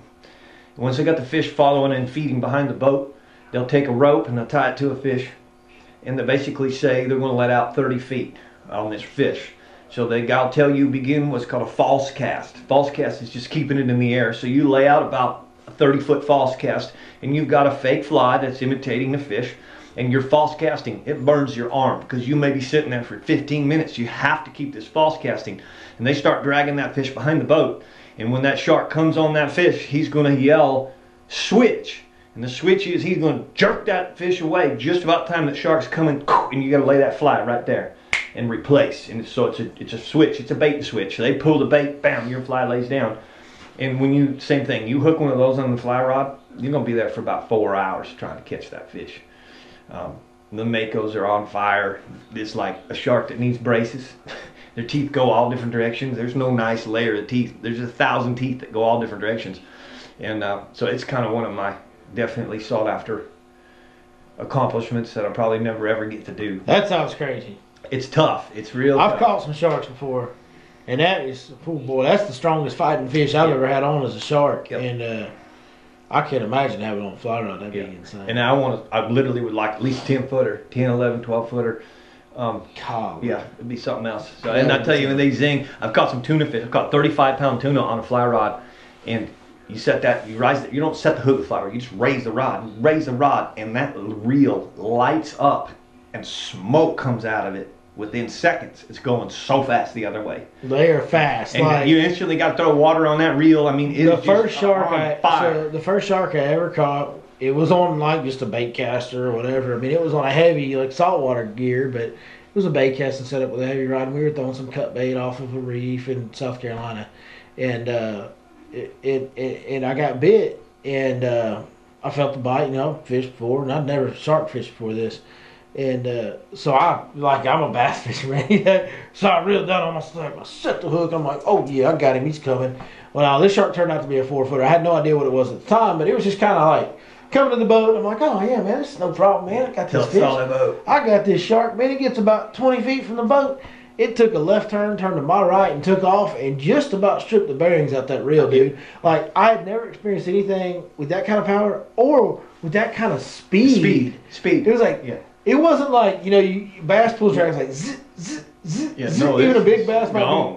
It's like this is 0 to 60. You know how like a Ferrari goes 0 to 60 to stop? Well, this is 0 to 60 and I ain't stopping. It was, boom. Golly, I couldn't believe how fast that fish was. The other thing is I like, the reason that was a 4-foot bonnet head. Like, it wasn't even like a big bad shark. Right. You know, which, by the way, 48-inch bonnet head is a monster bonnet head, and that was the I don't know much about shark names. So bonnet head is like shovel nose. Okay. It's a miniature version of a hammerhead. It has kind of a shovel-shaped head. I can picture it. But they don't really get bigger than that. Like that, it was like a trophy class bonnet head. Right. From what I was told. I don't know. That's what I was told though. Well, the other thing I like the idea about shark fishing, I haven't done much of it, but you know how deer hunters and meat, they love to put the meat in the freezer.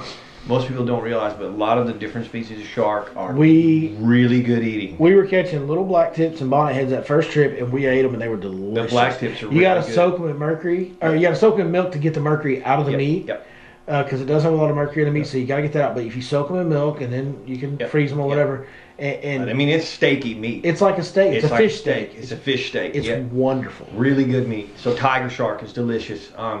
They even say the mako is really good eating, but I would like to fill a freezer full of that kind of meat too. So Yeah, I'm in. I'm in on shark fishing. Just like the fly thing. I know you have a history with it. yeah. For me, I'm just the fly fishing deal. Has just never really been something that it never really appealed to me. And for me, I fish so much. I've done a lot of species fishing in the freshwater conventional.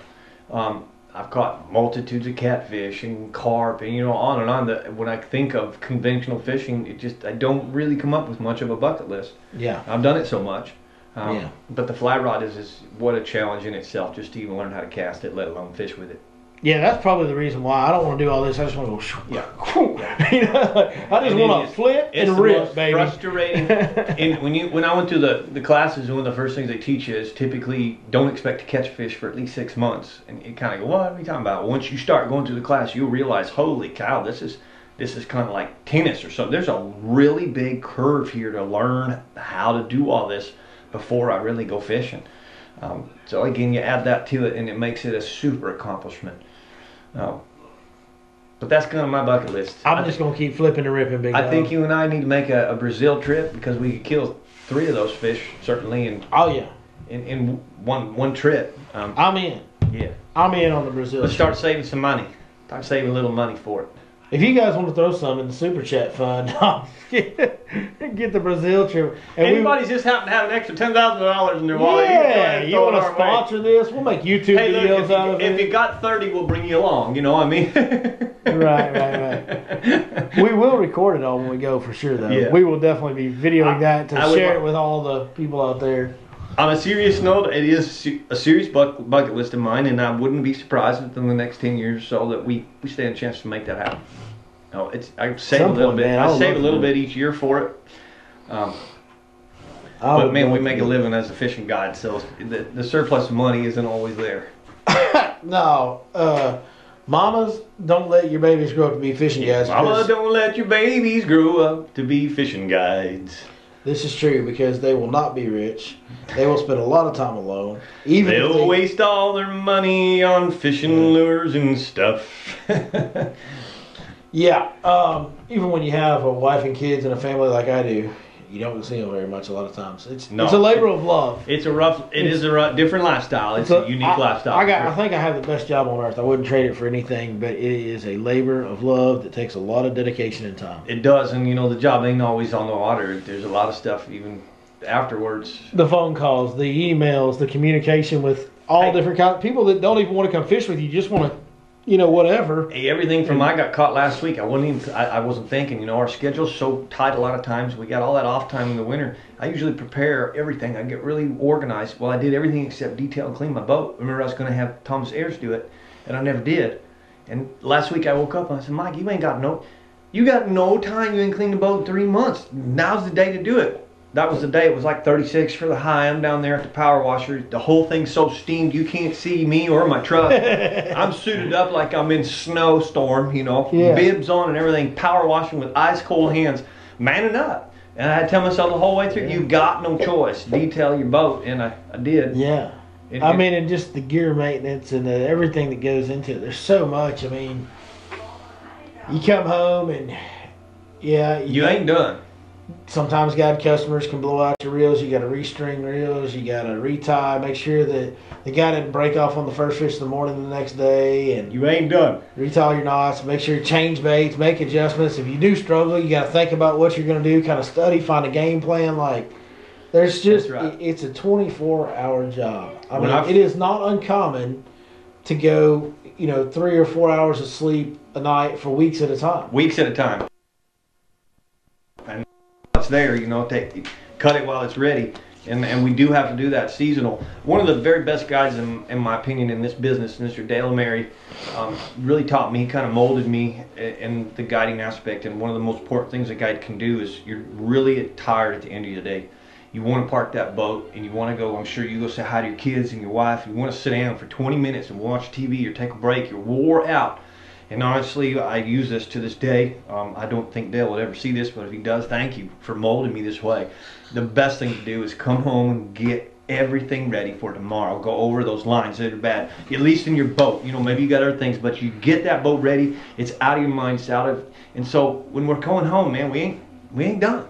No, and if you have a successful guy business, when you get home, before you do all that, because that can sometimes take hours and hours. So before you do all that, you gotta call your guys for the next couple of days if you haven't already talked to them. Talk about what you're going to do with them. You've got to answer emails for people trying to get in, or nowadays it's Facebook Messenger, yes. Instagram DMs, YouTube messages, text, phone calls, emails. Like you got about 6 or 8 different places that you got to return contacts from. And once you do all that, and maybe you get a chance to maybe eat dinner, then you go do all your gear prep and your game planning as far as what you got to do mentally and physically to get everything ready for the next day. And you look up and it's like 1 or 2 in the morning, and you're like, I got to roll out of here at 4:35. Yep, and it happens so fast. I can't tell you what you're saying, and I'm sure it's even more for you. You've got a lot more going on. Yeah, I got a lot of editing and stuff that I do. And so I come home. And I do just a little reverse because of Dale. I get my boat ready done. Tomorrow's out of my head. And then I'll get inside and I'll maybe get something cooking. And I'll grab my phone and I'll think, all right, for about 20 minutes here, 15 minutes, I'll get into this. It's 2 hours. And I'm like, God, I can't get away from this. It's just the messages, the emails, and you have to. If you don't do that, then you never get caught up. That's right. You have to stay with those people, and they owe you their you owe them the respect and the time. So. It for anybody wanting to be a guide, it's not. You better love it. It's not just about fishing. It's not just about wetting a line. You know what's funny is what I kind of tell people, Mike, is when I'm actually at work, like what they think that I'm at work, like that's when I'm off. That's the easy part. That's when I'm off. That's how I view it. Like when I'm actually at work, when I show up and we go out first light and we stay till 4 o'clock, 5 o'clock. That's the funnest, easiest part. Like that time in there is when I'm not at work. Yep. That's when I'm out there enjoying myself. I'm doing what I love. I'm helping people catch fish. I'm getting to kind of break down the lake. I'm getting to pay attention to the details. I'm doing what I love more than anything. Yep. It's all the other stuff where it's a job. That's it. And you got to force your way through it. You got to commit to it. There's many times. So it's a job just like any other job. And I think that's where some guys get burnt out. They get burnt out because they get to a point to where that 8 to 10 hours during the day on the water becomes a little bit more like work than it used to be because they're doing it every single day. Yep. And maybe there's some bad weather days when that becomes a job, now you have no enjoyment. Yeah, you have no off time ever. Right. You're always working 24 hours a day. Yep. And I think that's where guys get burnt out and some guys end up leaving the industry and stuff is because, man, if you don't love it, if you don't love it when it's freezing cold, if you don't love it when it's burning hot, if you don't love it when the fish ain't biting, if you don't love it when they are biting, like if you don't love it even when it sucks, as bad as it can suck, it will burn you out because there's so much that goes on after hours. Lot said right there. There's a lot of guys that just simply cannot handle the pressure on the shoulders of a tough fishing day. Fairly enough, I respect them for that. But I just found a real cool thing that I've been saying the past few days with some clients when it's real tough is Brent Ehrler, for example, in the MLF. Brent, come on, you can't deny that Brent Ehrler is one of the best there ever was in this fishing world. And for 2 days in a row up until noon, he had no fish. He produced some things in the afternoon, made some big climbs. But I'll make it a little funny. I'll say, suppose you were with Brent Ehrler that morning on a half-day trip. You can get no fish either. So here's Mr. Brent Ehrler. It don't matter who you are. And so now what's a guide's job? Is it to have a fish in the boat, or is it to do your best, take care of them? So that part is the fun time, and I think what happens is our job now is guiding, it's fishing on the water. That is the easy part, that is the fun part, especially for you and I to enjoy it. But nothing in this life is for free. There is no miracle job out there that you won't have to pay some dues. And so the dues aren't being paid on the water. They are in a different way, but that's the enjoyment time. The dues are behind scenes. When your eyes are weary and you're saying, I mean, it'd be really easy to say, forget it, screw it, I don't want to do it, I'm going to bed tonight. And that doesn't make a successful business. No, it doesn't, my brother. So it's not all the glamour. I mean, it's fun. But people are like, man, you got the most awesome job in the world. And I'm like, yes, but you don't even know, buddy. You don't even know. One of my favorite statements is if you're going to be a professional fisherman, doesn't even have to be a guy, you can be a tournament angler, professional fisherman, you're going to expect to have and wear some leery, tired eyes. Oh, You're yeah. going to have bloodshot eyes. You're going to have to push through it. If you don't like that feeling when you're overtired and have to push through that, then this ain't for you. There'll be many days where you just and that's the deal, especially like when we get into like May and June and July, and we've been at it every single day since January or February. You know, we're fortunate, blessed to have extremely full guiding schedules, and we can't thank those of you watching that make this happen and all that enough. I mean, we really owe you guys everything. 100%, 110%. But when we get to that kind of May, June, July, it does become a thing where people ask me, you ever wake up in the morning not going to want to go to work? And I say, every day. Right now I'm so tired, every day I just want to crawl back in bed. Eyes stuck together. But here's the deal, man. And I'll even be like, when I first get there, like even when my customers walk up to me, I'm like, man, I don't want to do this today. I don't want to do this today.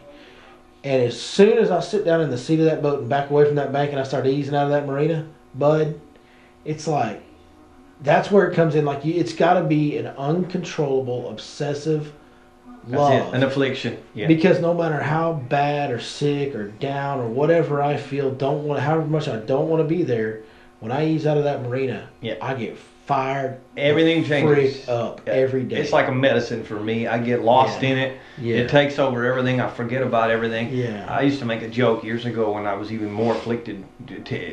I'm older now, so I just can't do the things I did when I was 20s. But I used to say, you know, I would sometimes when I'm on the water, I can get so caught up in the bliss of being on the water that there could have been nuclear missiles in the air, and you'd have been like, Mike, look at the nuclear missiles, and I'd have been like, what are you talking about? It was bass fishing. Who cares about the nuclear missiles? I mean, it was a place, an oasis to escape. You disgusted the 475, by the way. Yeah. You did. You ghosted the 475, right? It's a cuss. But that's how I was, you know. I was just so bliss out there, and that this is just I get it. I get it. It takes over. I get it. And then for me, man, I'll tell you, as soon as I don't care how I'm feeling, I could be sick to my stomach. If my clients are catching fish and giggling, it don't laughing, matter. Shoot, the moment they set the hook and they're hooked up, man, it don't matter. Ain't nothing better. So that's part of what you got to be too. Is you got to be very personal oriented. Here's what if anybody's watching this and wanting to be a fishing guide, this is the real question to ask yourself. Do I like to go fishing, or do I like to take people fishing? If you're one of those who likes to take somebody and you're trying to put them on the best spot, you don't poach them all day long, and you really kind of want to always step them up, you might be Yeah, the first time that you're really tired, you wore out, it's about 93 degrees at 7 a.m. in the morning, there's already humidity, you've been beat for 5 months, and you hand somebody your fishing rod and they make a throw, and it backlashes, the bait snaps in midair, and the rod flies in the water, it sinks to the bottom, and you just sit there and have to smile at them. It's okay, I got another one. Let's try again. This is true. Yeah. It happens. Yeah. And you're sitting there going, okay, well, I've already got $175 a day cost. There went $200 rod. I'm working for free today. But that's all right.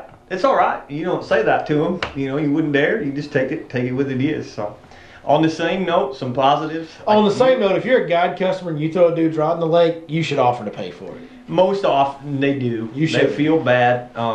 They do, and we don't kind of get that most. I would never ask you to, and Mike would never ask you to, but you should offer to pay for it. I've had it happen a few times.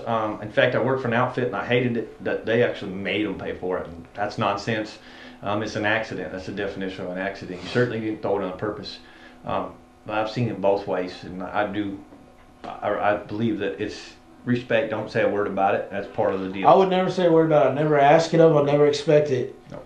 But just on a human level, like if you tear something with a dude's up, like you should offer to pay for it. That's just what I think. But that's some of the stuff you deal with, and the other side. And for God's sakes, don't laugh. Yeah. I've heard some horror stories about guys that have like torn some equipment up on a guy's boat, and then they laughed at it like it was funny. It's like, dude, that's not funny. No. Like you just made me work. Like if it's, let's say it's a graph. Let's say somebody steps on your graph and shatters your screen. But you just cost me thousands of dollars, and I know like it's my job to provide the equipment, blah blah blah. But because you weren't paying close enough attention to what was going on, you just made me work for free for a week. For a week or more. Yeah, I mean that's right. Like you just took a week's pay away from me. Most most respectful people are Just don't. going Yeah. to. Yeah. Yeah, most respectful people would. Yeah. But I've had a few that for don't. sure, if you're ever in a guy's boat and you tear something up, don't laugh at it. Yeah, don't laugh. Because you ain't going to any good spots the rest of the day. That's You laugh right. at it. Yeah, you ain't gonna go. I've seen both sides. That's not what we're talking about. But I've had a guy one time break 2 rods in one day, and then throw a $10 tip at the end of the day. It was an insult. You should have kept that $10, and that's how I felt about it. But it is what it is. And on the same note, on a positive note, so that's kind of the downside. You can tell me firsthand, what did it feel like when you had a 13-year-old boy catch a 12-pound fish last year? Holy cow! That's I'll tell you, I'm gonna be honest with you, it's a little bit disappointing. Really? Yeah, it was really pretty disappointing to have that 13-year-old kid catch a 12-pounder because I know that it'll never get better than that. Now I get what you meant by it, and that's my point. That's the highlight of my guide career right there. I've got a long time left to go in this game, but I'll never top And now that. here's what'll happen. You probably won't top that, at least with the youth. But I have dozens of similar, not necessarily 12, but similar things that take that value. And here's where I put them. You'll never, ever, ever be able to forget that.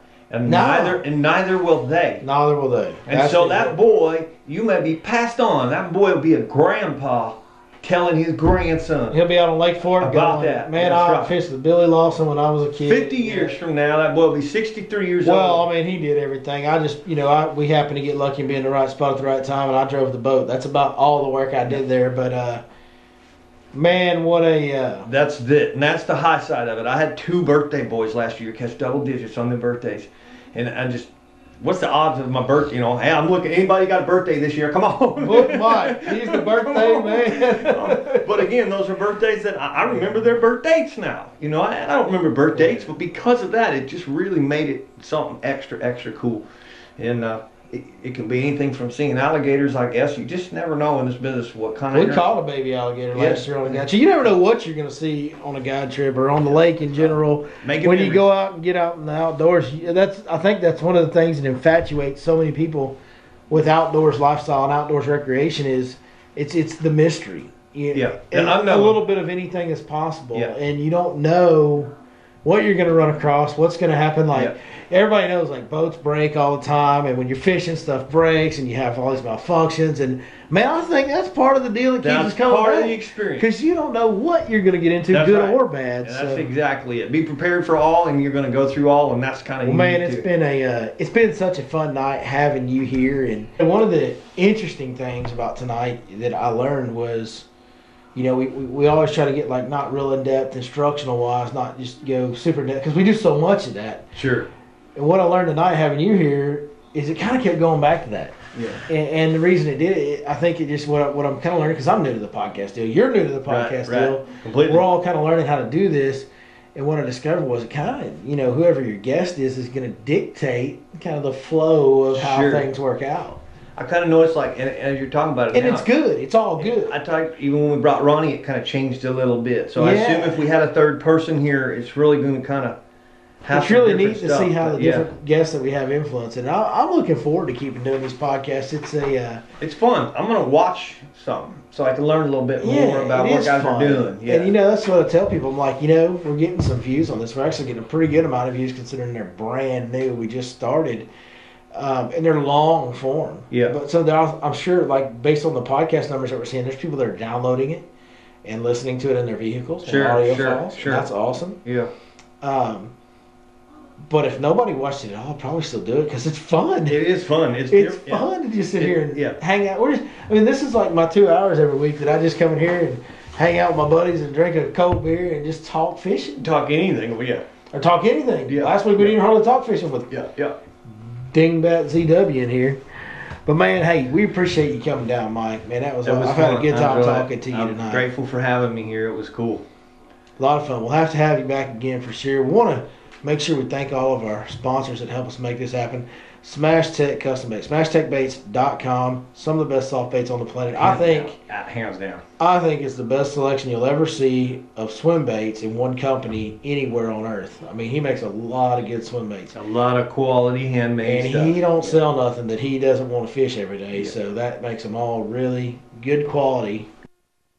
Yep. Of course, they make the best hard baits in the game, and I don't think there's really a whole lot of argument about that. They make some of, if not the best hard baits out there. They make great rods. They got great apparel. They got a lot of stuff going on. I'm quite impressed, to be honest with you. The more I indulge into the 6th Sense line of everything. Well, and now you're officially part of the team. I am. We're going to talk about that in McFarland's Corner tomorrow when we shoot and release the show tomorrow. But I'm very fortunate. I got asked to be on the 6th Sense Pro staff. An official pro staffer, and I soon will have a discount code for you too. Speaking of discount codes, when you go to 6centsfishing.com, now you can only use one at a time once he gets his. You can only use one at a time. Don't be sneaky now. Yeah.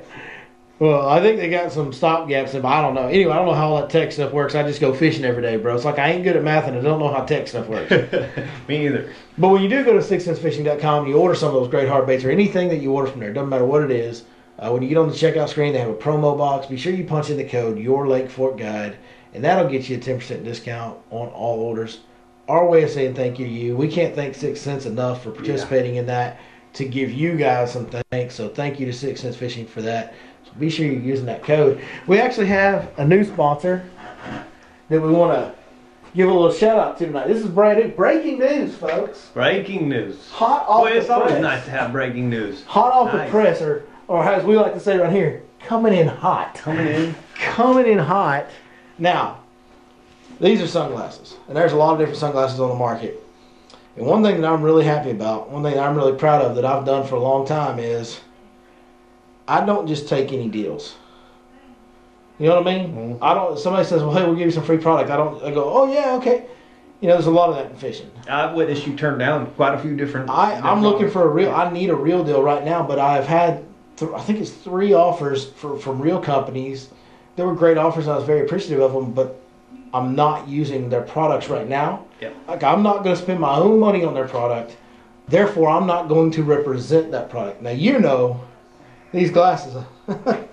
I've been wearing these glasses for a long time. Yeah. And it's no secret that this is the best. Some of the very, very best. In my opinion, they're the best. I know you can order, a little bit of a Chevy Ford debate because there are a lot of great glasses out there. Certainly. But to me, the quality, I've got this exact same pair sitting over there, and I didn't bring them over here because at this point I've had them for so long that like all the paint's worn off the top side. And they still work. But I'll still wear them fishing. I'm not going to show them to the camera because they're kind of beat up from the wear and tear over the years. But they're durable. They're well-built products. Amphibia eyewear. I think they're the best sunglasses in the game. I like the kits. The big deal for me is this Baja lens. It's an amber-based lens with kind of a smoke mirror. It's the best all-around day-in, day-out lens in my opinion. And these glasses are a sight fisherman's dream under most light conditions. If it's really dark, you need to get the lighter, brighter yellow lenses. Yep. But the Baja lens from Amphibia is the one that I use day in, day out, way more than anything else. And, of course, I got the camo frames, like I say, but just a great eyewear. That amber lens is hard to beat for bed fishing. Just sight, seeing anything, seeing them stumps, seeing that bait that's in If you look behind you right now, folks, there's a video of me and a couple guys doing some sight fishing in some pretty dirty water, and Mike actually saw us on this day, if you remember this, Mike. I do. That's the day that I just rolled over like... It was dirty water. Mike was looking for him. I couldn't see him. And I couldn't. This is a fact. It's kind of cool that this is coming up. It's on right now. We did not plan this, folks. It just kind of happened. I literally went over maybe went over this fish right here, possibly, that they came back and caught on. And, yeah, that's exciting. Look at that smile. Look at that smile. That's great stuff. That's what it's all about. But this Amphibia Baja lens and these Amphibia glasses, 1,000%, because I had another full-time pro go in there right before, we were kind of trading waters that day, going around each other, and he went through this stretch and looked right before I did, and I was able to see a lot of these last key big fish that we caught. I think there's a little one coming, but there's a couple more big ones coming. So Amphibia glasses have been helping me for a long time, so I'm really proud to be on that team. And we'll all be on that team soon, right? Yes, sir. Mike's going to be in on the Amphibia. Yeah, I ain't missing them fish no more. I'm not going driving right over them because I'm... You don't believe me, folks. That video was filmed over a year ago, and you can look at them glasses. It's these. This is a new pair, but it's the same glasses. And I'm testimony that this boy is a sight fishing machine. Sees stuff that most don't, including me. I came from West Coast. Anybody on the West Coast is going to tell you the same thing that they say here. He's a sight fishing machine. They're going to say, McFarland would get them fish out of 27 feet of water. Clear water, whole new scenario. The right tool for the right job. Yep, absolutely. They helped me a bunch, so I'm proud to be a part of them because they're a company and they float. Hey, that's one of the things. man. Like, I've had them $250 pairs of coasters and the Oakleys. All right, you need to make that happen sooner than later. And I have dumped a million of them. Like, there's at least 5 pairs of my expensive glasses in Lake Fork. I've had 1 pair of these and they're still here because they float. Look, man, $260 pair of Costas. I bought a brand new pair last year. Put them up here like this. Went to take off. Off the head they went. I had one day to the bottom. Had to go back spend there $260. See that fish up there in that dirty water, Mike? He's in trouble right now. He don't even know that I've got them amphibious on. Man, he doesn't even know that I can stand up on that trolling motor, don't you? And catch 7 pounders while I'm doing it. That was such a fun day. This was the fish that I went. I know, you went right over that one. That's exactly where I went. And there's another one on that tree right over there you went over. Yeah. Yeah. That was awesome, man. That was such an awesome day. And golly, I can't believe that video popped up while we're sitting here talking about glasses, because that was 1,000% a sunglasses day where they made a big difference. Perfect time to look at that beautiful fish. Big old fish right there. Big old fish. Yeah, it's about a 7 pounder right there. Golly, I remember like it was yesterday. It was a lot of fun. A lot of fun. Give it up for them amphibious, baby. Thank you. So y'all go check out. I don't even know Amphibious website yet, but I will be linking it in the description of this video. So if you guys are watching the video, check it out. If not, please do Google search Amphibia Eyewear and go get you some. They are the best in the game. Rambled about that. I'm really excited about that. That was a personal one for me that I'm like, whoo, man, I was so excited about. So you know what's really cool, man, is to have companies like that to step up and support too. You know, well, and I've met and known the guy a little bit now that I'm working with the rep, and that's the other thing I like to do. I don't like to do business with people that I don't get to look eye to eye, shake hands with, see who they are. It's just a lot of great clients that support. We got a great following that supports it, and just to see that these companies are coming in and wanting to help in their ways too, and our best ways to pay back is to use their equipment faithfully. Being loyal to them and tell you about what we believe in, and I'm a believer 100%. I haven't worn the amphibious, but I'm looking forward to it. You know, I've had some people say that watch the channel, man, you sure are a good salesman. I say, I'm really not a salesman. I'm not a salesman. I'm just a sharer of information. You know what I think is? I'm a sharer of information, and I'm going to tell you what I use, why I use it, how I use it, and then that allows you to have the confidence to go spend your money on it because you get the whole deal. I've been told this many different times, and Mike, sometimes you have so much conviction, and that's honestly that reason I have conviction when I tell you something is it's real conviction, and you're the same. Yeah. And that's why I wouldn't call myself a good salesman. If I'm firm and I'm telling somebody that it's because I wholeheartedly believe it, use it, have proved it, it works for me, and that eliminates that I'm trying to sell you something, and that makes it have the realness. I guess that's the way of saying it. It's real. Yeah, I don't. Not ironic that come on, we didn't plan this. We couldn't have planned that to come up timing. So that I guess we could have, but I'm way too lazy for that. Yeah. Hey man, with the resetting and everything going on, there ain't no way that could. Yeah. So we had to kind of start along with me being here tonight, the test. I went over those fish. You were there that day. I went over those fish. I was so frustrated. You know, I had a tough time. My fish had left my stuff, and he's on them. He says, "Come on, share, bring look behind you again." He says, "Come on." That's another one you roll past. That's all the fish. That's exactly it, because that's right where I dropped. I remember. I you rolled right past him. Rolled right past yeah, buddy. Yeah, that was an awesome day. That's old Justin right there, isn't it? That is Justin Rackley. Yeah. Yep, Lake Fork guy and Flair Fishing Andrew, Flair Fishing Flair. Yeah, we had all the YouTube sensations in the boat that day. So they're great. They're great. Thanks guys. a lot, Amphibia. You just Amphibia and I get my butt kicked. You should have been wearing Amphibia, homie. I'm just telling you. Butt kicked. Them dudes, speaking of the YouTube sensations, Flair and Rackley, man, those are some awesome guys, man. They are first-class people, let alone what they do on the water. Yeah, solid people, man. Christian good men, family men, good guys, really good guys. I got to fish with Rackley in 2010, and it was cool. It was really enjoyed that. Only one day on the water, I ended up falling out of the dadgum boat.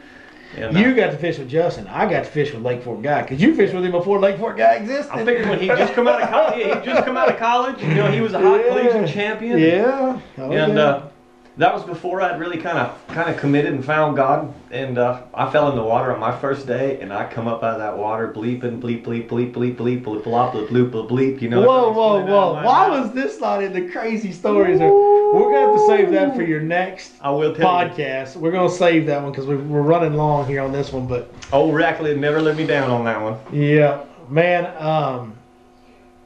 Tell us where we can find you on. Now, folks, you can find Mike's guiding information at yourlakeforkguide.com, along with mine, along with Captain Ron's as well. And you know, just contact us and we'll get you with the guide that best suits your needs there at yourlakeforkguide.com. But Mike, I know you have some Facebook and Instagram stuff. Tell us, where can we find you on Facebook? I do. On Facebook, you can find me at Lake Fork Adventures Guide Service. Lake Fork Adventures Guide Service. And that's where you'll see the McFarland's Corner, about a once-a-week show that I shoot. The other really is, informative, yeah, studying science, in-depth stuff. A lot of stuff. I do a little journaling there, so I tell about how the fishing is. The journal is in essence of last week's fishing report, what the clients did, etc. But we go into some serious teachings. We got a lot of tips. We've got a lot of product information that we do talk about.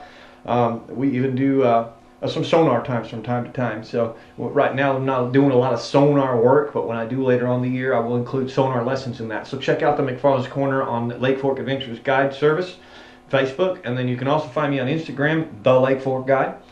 The Lake Fork Guide. The Lake Fork Guide. The Lake Fork Guide on Instagram. Man, thanks for coming, buddy. Yes, pleasure. Thanks for having me. It's been so much fun. First podcast ever. Knocked it out, man. Knocked it out. That's pretty cool. This is your personal best podcast. My personal best. Hey, we sure appreciate all you guys watching tonight. Hope y'all enjoyed it. We can't thank you guys enough for everything you do to keep this train rolling. As long as you keep pumping it, we're going to keep it going down the tracks, boys. So that's right. Thank each and every one of you guys from the bottom of our hearts. And we'll see y'all next time right here at the Fish Life Podcast. The Fish Life Podcast.